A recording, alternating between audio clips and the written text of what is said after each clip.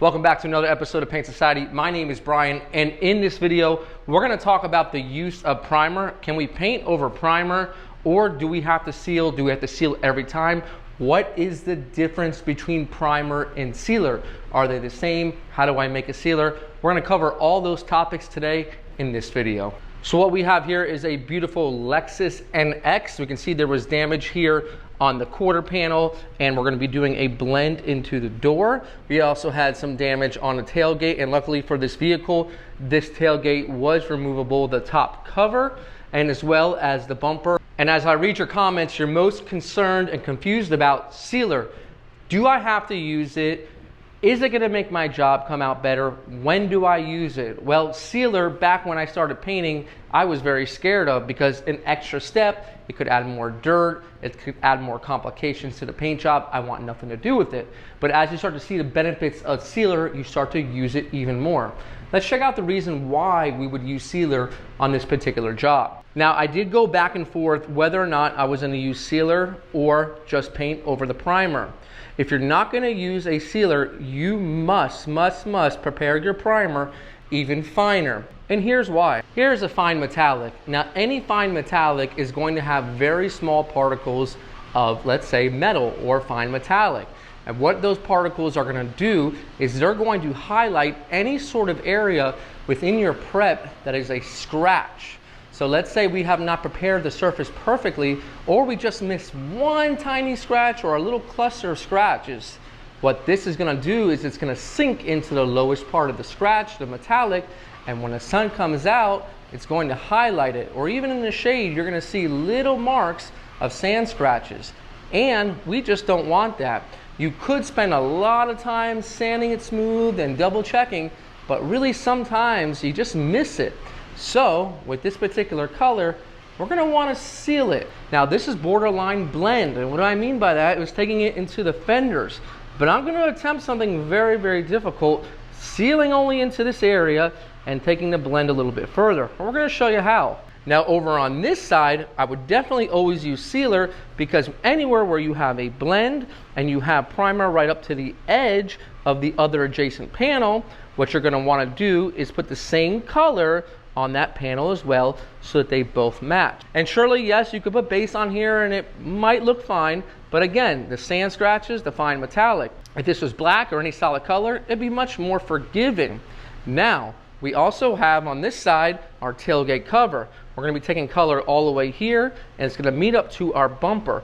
Let's chat about our bumper for a moment. On our bumper, we only have primer here and primer here, and theoretically, the rest of the paint is fine.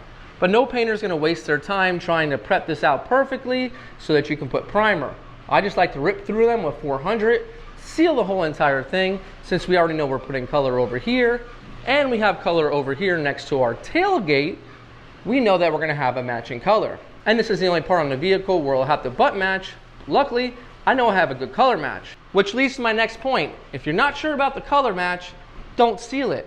Really take time to prepare your color so that you don't lose real estate. You see, when you seal, remember that overspray is going to come over, and you're going to have to cover it, and you're going to keep on stepping it out to the point where, remember, you're going to have color. The good thing with this vehicle is the way that the hood is shaped.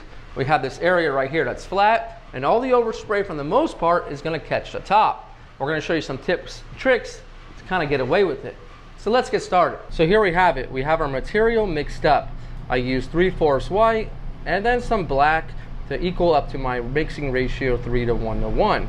Now we have 3 parts. We need to add the 1 to 1 or the 1 to 1. Now, not all systems are the same, but for this particular system, color build, you can make a primer out of it or a sealer. When you add these ingredients into the mix, it makes it thicker and it makes it sandable. When you add these ingredients to the mix, it thins it out and it's non-sandable, meaning you put paint on top of it. That doesn't mean you can't nib it out, but it doesn't really ever dry, it stays soft. So since we're going to be using sealer, we're going to put 1 to 1 in the mix from 3 to 1 to 1. Keep in mind, we already used this for the actual primer on the vehicle when we primed it after it got its body work. Now we're going to be using this DV1 Special Edition Galaxy, and I'm going to be using it because I want the low overspray. This gun works around 14 PSI, and I want overspray of sealer all over the place. Now, you never want to enter the booth without first having your blending additive, clear base, inner coat clear. This is all the same stuff. I'll put a link in the description. I know a couple other brands that make something similar. Keep in mind, you're not going to find this sealer or color build on Amazon, but if you go to your jobber or local paint store that sells this paint, you might find it. Now, another reason why I seal, and you might have experienced this, is sometimes if you're using extra slow reducer or slow reducer, it's gonna start to leave some sort of different texture around your primer area, or your whole entire primer area might look flat compared to the rest of the actual panel itself. When you use extra slow, it has more time to dry, and it likes to attack the weakest point. What is the weakest point right now? The edge of the primer. Let's not make it weak. Let's put our sealer on, thinned out primer, and we're gonna stay away from this edge, but I got a trick for this area. So I got her at 14 PSI, and I'm not gonna pull the trigger all the way, just a little bit, just like that. See that? Watch. Barely pushing it. And I just wanna go about 4 to 5 inches past my primer, and this way I can seal up all of those edges and any stray sand scratches that I might have missed. Now over here, you can just take it all the way. Pick it back up. Now the most important thing that you need to do is right away, put that clear base on. That clear base is gonna smooth out this edge.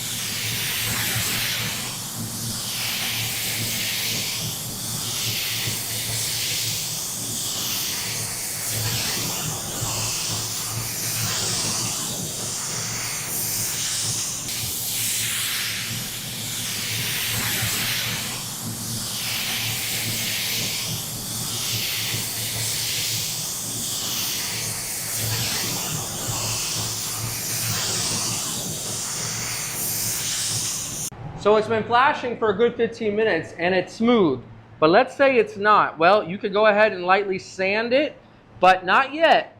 I want you to put a coat of base on it and then sand the base. You don't want to start sanding the sealer. The base coat's going to sand a lot better. So now what I'm going to do is I'm going to get coverage here on my sealer, and I don't have to worry about any stray sand scratch. But that's something that's going to take time for you guys to understand, that these chemicals need to dry before you even touch them if you need to.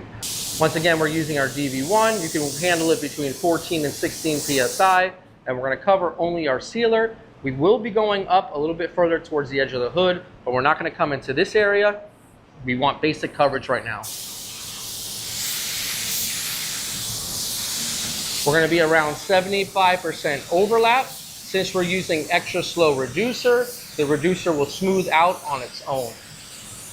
And basically what that means is when we put the paint on, the extra slow reducer will help it from drying right away and have a smoother finish when it comes to drying for base coat.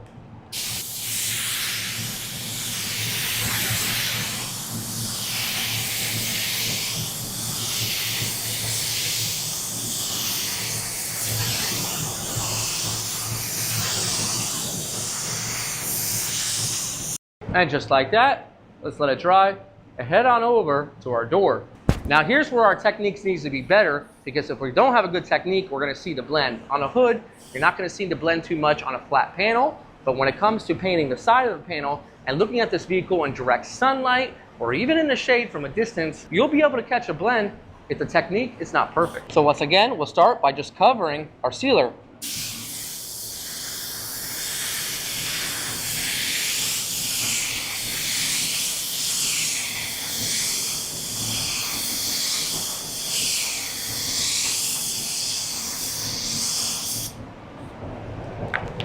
So luckily for us, we have a good sealer coat. The color is similar to what's on the actual car. So that one coat right there really covers it. So we can start our blend in the second and then maybe put a drop coat for the third. And this one will be really good to go.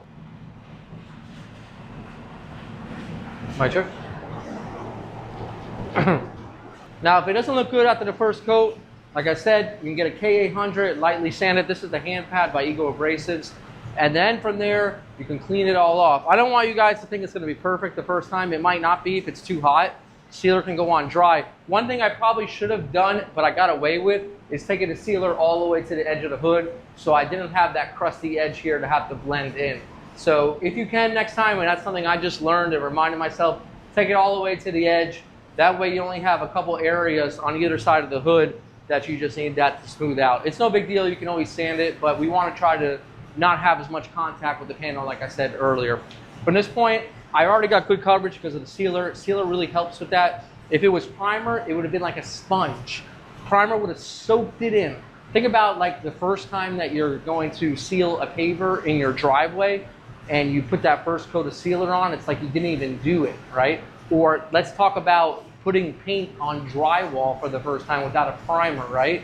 The primer would have been the sealer in this case. It just soaks it right up like a sponge because it's so porous. And the reason why is because the primer's been sanded, so it's porous. The sealer is not, it's got a skin on it.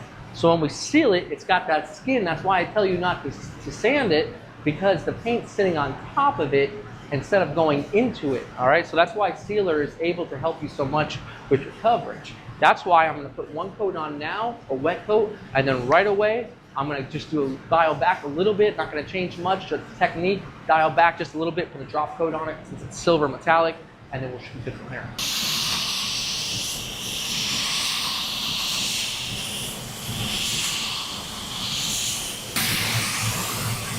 And it's so hot that this is drying so quick, and you don't want it to dry by the time it hits the panel. Think about the paint on, it's breaking it up and it's drying the paint. That's why that extra slow helps. I got coverage, now I'm going right back over at a little bit of a distance. That way this thing will look streakless, nice and beautiful finish, just the way a lecture should be. Try to stay away from that edge and use the body line for reference. There we go. Now let's go over to the quarter panel. Same thing here, coverage and then orientation.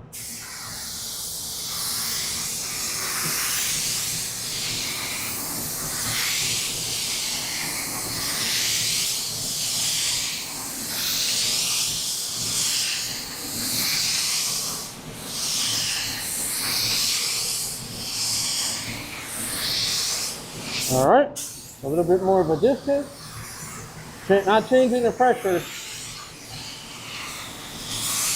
Extra slow, over reduced, and the paint done. No problem. Blend it out, that's silky smooth. And of course, I'll just do the same thing to these two guys. Well, it's ready for clear. You see this thing looks really, really good. Silky smooth. Over here looks pretty good as well, but we won't know until it's cleared. And this is not a clearing video, so let's clear it. Let's get it outside. Let's take a look.